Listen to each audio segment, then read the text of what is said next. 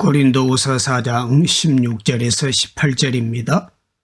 그러므로 우리가 낙심하지 아니하노니 우리의 겉사람은 낡아지나 우리의 속사람은 날로 새로워지도다. 우리가 잠시 받는 환난에 경한 것이 지극히 크고 영원한 영광에 중한 것을 우리에게 이루게 함이니 우리가 주목하는 것은 보이는 것이 아니요 보이지 않는 것이니 보이는 것은 잠깐이요 보이지 않는 것은 영원함이라. 아멘. 왜 우리 기독교를 부활의 종교라고 할까요? 예수님의 부활을 왜 말합니까? 부활이 무엇일까요? 부활은 생명 권세 승리를 말하는 것입니다. 단순히 몸이 죽었다가 살아나는 육체적인 부활만을 의미하는 것이 아닙니다.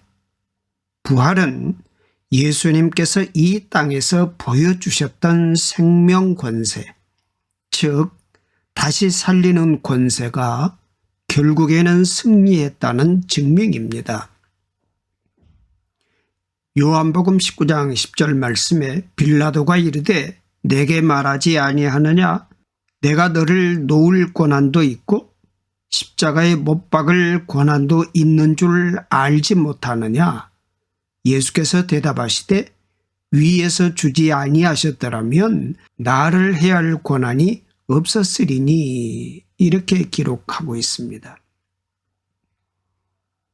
빌라도가 자기에게 있는 세상 권한을 이야기합니다.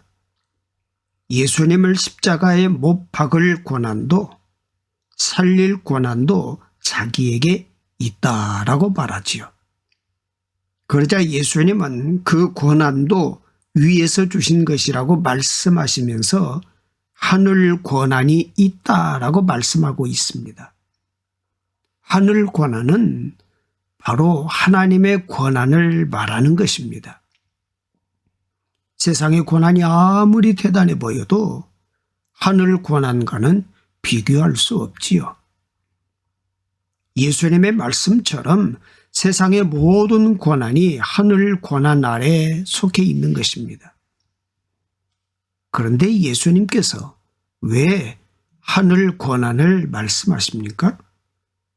빌라도는 세상 권한을 가지고 예수님을 죽이는 데 사용하지만 예수님은 하나님이 주신 하늘 권한을 가지고 어디에다 쓰십니까?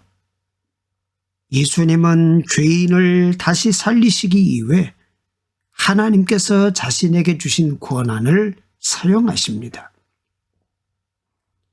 그 놀라운 하늘 권한을 가지고 죄인들을 찾아가시고 그들과 식사하시면서 그들을 다시 살리려고 하십니다. 그래서 예수님의 권한을 생명 권세라고 부릅니다. 그래서 생명 권세는 우리를 사랑해 주시는 권세입니다. 우리를 다시 살리시기 위해 우리를 사랑해 주십니다. 우리를 사랑하시기에 모든 것을 내어주셨습니다. 결국 자신을 십자가에 못 박아 그 피를 흘려 우리의 죄를 다 씻어 주셨습니다. 그래서 예수님이 바로 생명 권세이십니다.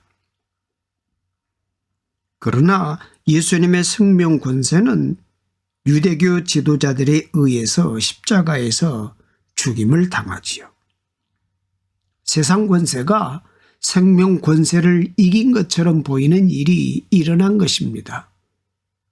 예수님의 십자가는 그런 것처럼 보였습니다. 그래서 예수님의 제자들조차 절망 가운데 각기 자기 고향으로 다 돌아갔습니다. 예수님께서 보여주셨던 다시 살리시는 생명 권세가 세상 권세에게 지고 만 것처럼 보이지요. 그래서 부활입니다. 부활은 생명 권세의 승리를 보여주는 사건입니다. 예수님이 사셨던 삶이 결국 세상 권세를 이긴 것이라는 것을 보여주는 것입니다. 오늘 본문 말씀에 사도 바울이 보여주는 것도 바로 이러한 생명 권세의 승리입니다. 예수님을 만나 다시 살아난 자신의 삶이 어떤 것인지를 보여주고 있습니다.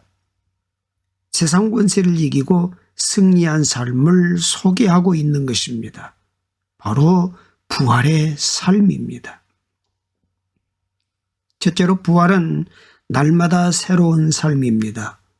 사도 바울이 이렇게 고백하지요. 16절에 그러므로 우리가 낙심하지 아니하노니 우리의 겉사람은 낡아지나 우리의 속사람은 날로 새로워지도다 그랬습니다.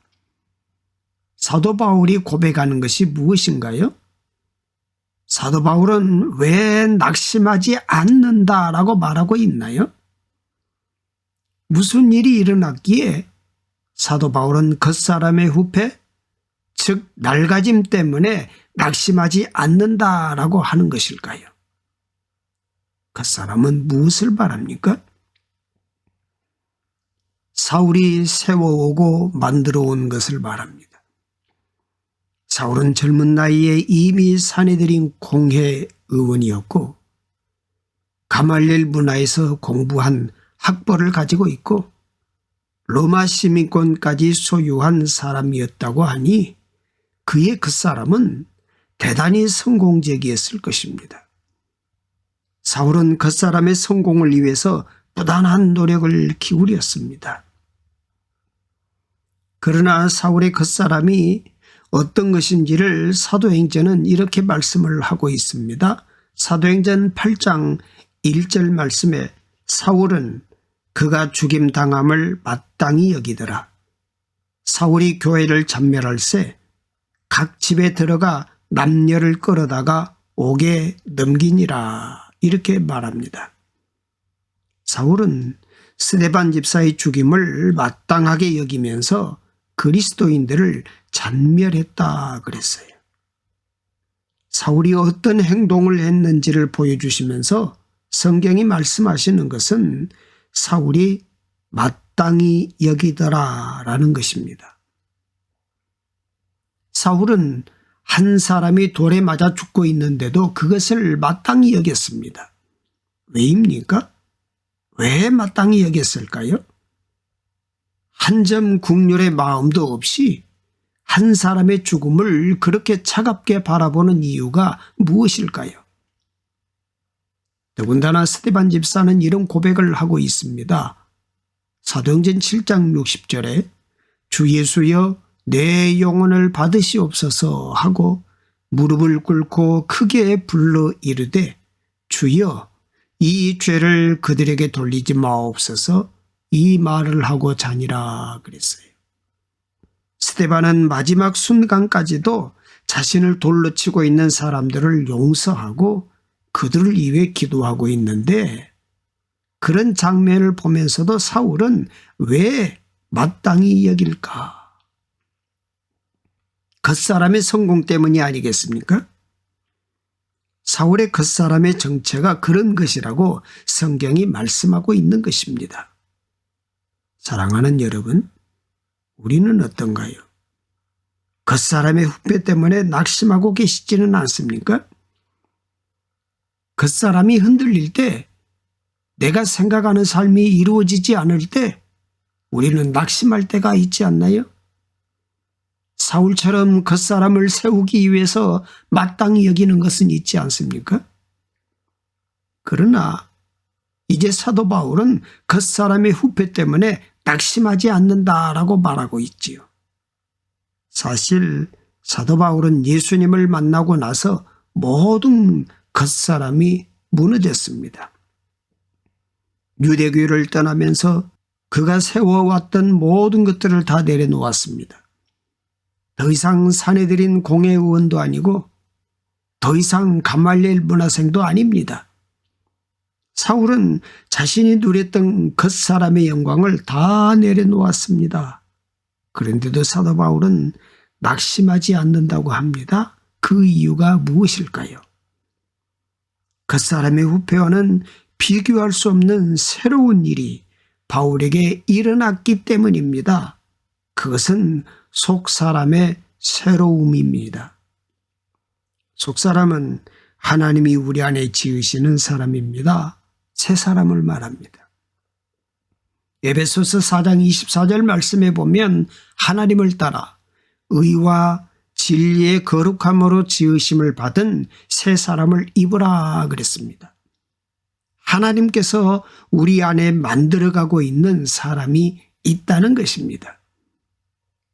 사도 베드로도 속 사람을 이렇게 고백하고 있습니다. 베드로전서 3장 3절 4절 말씀에 너희의 단장은 머리를 꾸미고 금을 차고 아름다운 옷을 입는 외모로 하지 말고 오직 마음에 숨은 사람을 온유하고 안정한 심령에 썩지 아니할 것으로 하라. 이는 하나님 앞에 값진 것이니라 그랬습니다. 그 사람의 후패 때문에 낙심하는 것이 아니라 날마다 새로워지는 속 사람으로 인해 낙심하지 않는 사람이 부활의 삶을 사는 사람입니다. 두 번째로 부활은 고난을 이기는 삶입니다. 17절 말씀에 우리가 잠시 받는 환난에 경한 것이 지극히 크고 영원한 영광에 중한 것을 우리에게 이루게 함이니 그랬습니다. 사도 바울은 자신의 고난에 대해서 환난에 경한 것이다 이렇게 말합니다. 바울이 예수님 때문에 받고 있는 고난이 가볍다는 뜻일까요? 그렇지는 않습니다. 우리는 바울이 예수님을 전하면서 얼마나 큰 고난을 당했는지 고린도후서 11장 23절 이하 말씀에 이렇게 말하고 있습니다. 그들이 그리스도의 일꾼이냐? 정신없는 말을 하거니와 나는 더욱 그러하도다. 내가 수고를 넘치도록 하고 옥에 갇히기도 더 많이 하고 매도 수없이 맞고 여러 번 죽을 뻔하였으니 유대인들에게 40에서 하나 감한 매를 5번 맞았으며 3번 태장으로 맞고 1번 돌로 맞고 그랬어요.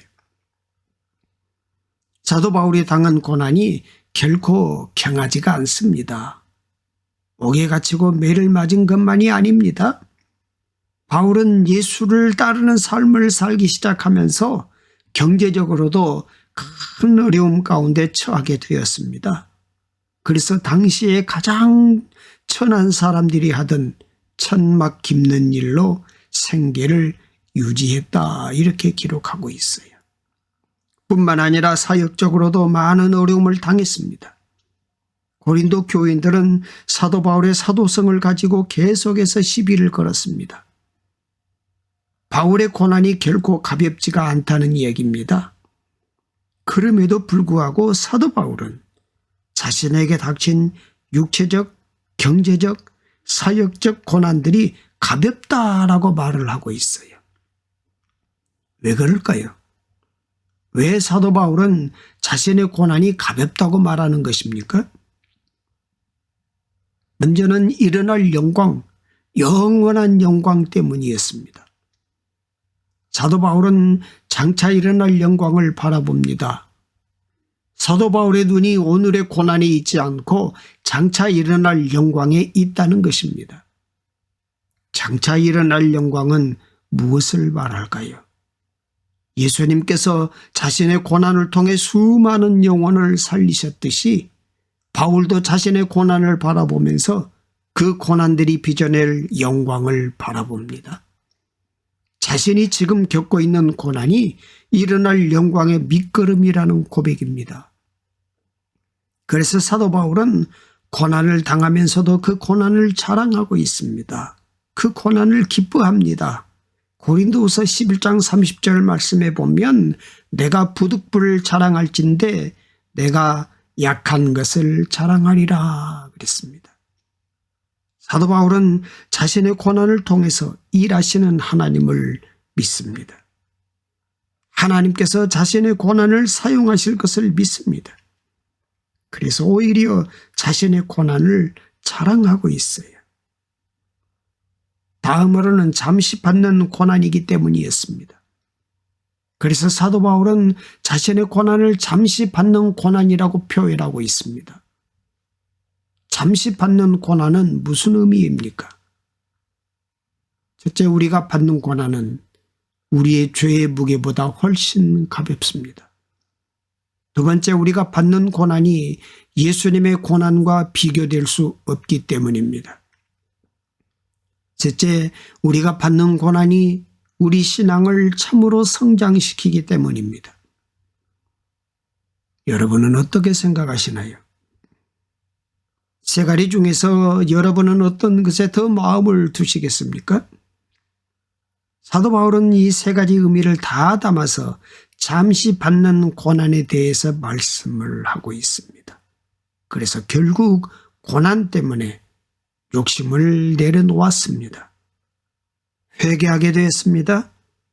고난받는 이들을 생각하게 되었습니다. 잠시 세상에 집착하지 않고 영원한 나라를 바라봅니다. 부활을 경험한다는 것은 이런 것입니다. 내 안에 일어나는 생명 권세의 승리를 보는 것입니다.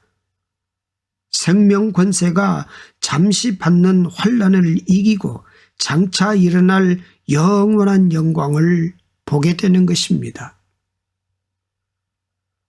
세 번째로 부활은 보이지 않는 영광을 봅니다. 18절 말씀에 우리가 주목하는 것은 보이는 것이 아니요 보이지 않는 것이니 보이는 것은 잠깐이요 보이지 않는 것은 영원함이라 그랬습니다. 사도 바울은 보이는 영광이 아니라 보이지 않는 영광을 보겠다 말합니다. 보이는 영광이 있고 보이지 않는 영광이 있다는 얘기지요. 보이는 영광이 무엇이고 보이지 않는 영광은 무엇일까요? 예수님께서 구제하는 일을 통해서 두 영광을 이렇게 설명해 주십니다. 마태복음 6장 2절 4절 말씀에 그러므로 구제할 때에 외식하는 자가 사람에게서 영광을 받으려고 회당과 거리에서 하는 것 같이 너희 앞에 나팔을 불지 말라. 진실로 너희에게 이르노니 그들은 자기 상을 이미 받았느니라. 너는 구제할 때에 오른손이 하는 것을 왼손이 모르게 하여 내 구제함을 은밀하게 하라. 은밀한 중에 보시는 너희 아버지께서 갚으시리라 그랬습니다. 보이는 영광이란 사람에게 받는 영광이고 보이지 않는 영광은 하나님께 받는 영광입니다. 그래서 구제할 때 사람에게 영광을 얻기 위해서 회당 앞에서 구제하고 자기 행동에 나팔을 불면 하나님께 받을 영광이 없다라고 말씀하시는 것입니다. 그런데 보이지 않는 영광이 있습니다. 보이지 않는 영광은 하나님의 영광인데 은밀한 중에 하나님께서 갚아주시는 영광을 말합니다. 즉 사람들은 알지 못하지만 하나님의 비밀의 손길을 통해서 우리의 삶에 세워주시는 것이 있다는 말씀입니다. 하나님이 갚아주시는 영광이라는 말씀이 참 귀합니다. 바울은 두 가지 영광을 다 알고 있습니다. 예수 믿기 이전에 세상 권세에 속해 있을 때 바울은 누구보다 사람의 영광을 따라서 살았습니다. 그러나 예수님을 만나고 나서는 세상 영광을 다 버렸습니다. 빌립보서 3장 8절 말씀에 보면 또한 모든 것을 해로 여김은 내 주 그리스도 예수를 아는 지식이 가장 고상하기 때문이라 내가 그를 위하여 모든 것을 잃어버리고 배설물로 여김은 그리스도를 얻고 그랬어요. 사도 바울은 세상 영광, 사람들의 영광을 배설물과 같다고 합니다. 무가치한 것이란 뜻입니다. 그 영광을 얻기 위해서 너무나 큰 노력을 했지만 얻고 보니 그것은 배설물과 같은 것이었다라고 말하고 있습니다. 사랑하는 여러분, 여러분은 어떤 영광을 보고 계십니까? 어떤 영광을 삼하고 계시나요? 사무엘상 10장 6절 말씀에 보면 내게는 여호와의 영이 크게 임하리니 너도 그들과 함께 예언을 하고 변하여 새 사람이 되리라 그랬어요. 하나님께서 사울을 왕으로 부르실 때 주신 말씀입니다. 하나님의 영광을 주시겠다는 말씀입니다. 그래서 하나님의 영광을 받으면 새 사람으로 살아가게 될 것이라는 말씀이지요. 얼마나 귀한 말씀입니까? 실제로 사울은 이런 말씀을 받고 성령의 감동 가운데 애연도 하게 되지요. 그러나 우리가 아는 것처럼 그런 놀라운 일이 일어났음에도 사울은 하나님의 영광을 따라가지 않았습니다. 왜 그랬을까? 보이는 세상 영광, 사람의 영광을 따라갔기 때문입니다. 결국 사울이 왕위를 빼앗긴 것은 바로 하나님의 영광을 볼 줄 모르고 소중히 여길 줄 몰랐기 때문입니다. 그러나 바울은 반대였습니다. 보이지 않고 영원한 하나님의 영광을 따라가겠다라고 고백하고 있지요. 그래서 이런 바울의 삶을 부활의 삶이라고 부릅니다. 세상 권세가 완전히 꺾여버리고 생명 권세가 승리한 삶이기 때문입니다. 사랑하는 여러분, 여러분은 부활의 삶을 살고 계십니까? 날마다 하나님이 지으시는 속사람을 경험하고 있습니까? 고난에도 불구하고 일어날 영광과 고난의 승리를 고백하고 있습니까? 보이지 않는 영원한 하나님의 영광을 사모하고 따라가고 계십니까? 여러분의 삶에 부활의 삶이 승리의 노래가 되시기를 축복합니다. 사랑하는 아버지 하나님, 오늘 하루도 두 손 들고 기도하며 입을 열어 주를 찬양합니다. 온 마음과 정성을 다하여 주님을 사랑하며 아버지의 뜻을 따라 살려 합니다. 주의 국률로 감싸주시고 은혜로 평안케 하옵소서.